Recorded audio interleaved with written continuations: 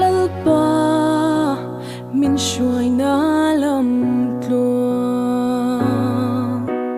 kang ai tua sang hia o ivan ro pui tak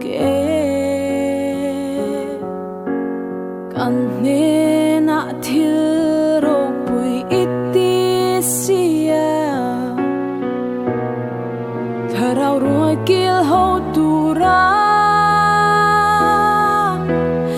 MC te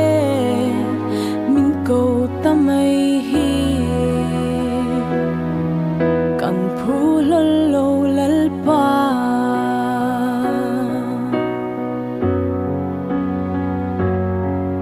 lalpa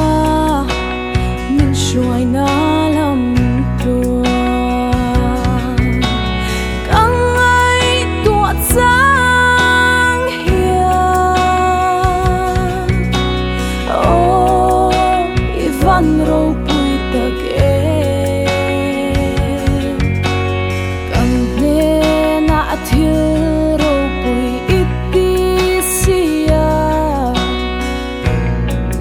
tharau roi kil ho tura MC te min ko tamai hi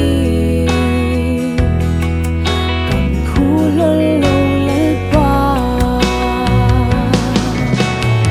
MC ten hin lung le tharau song song hi bay kan buk ase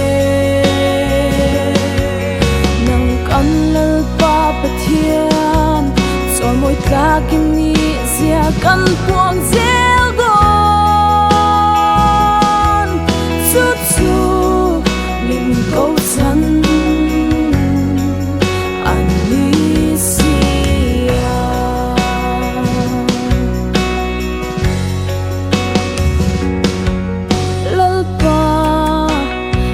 som na ni tu ro pui na lalpa o ivan ro pui tak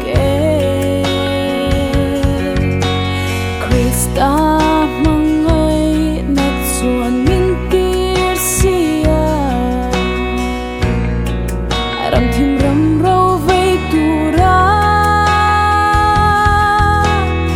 MC te min ko avang hia hallelujah amen MC ten hin lung le tharau song song chi bay kan buk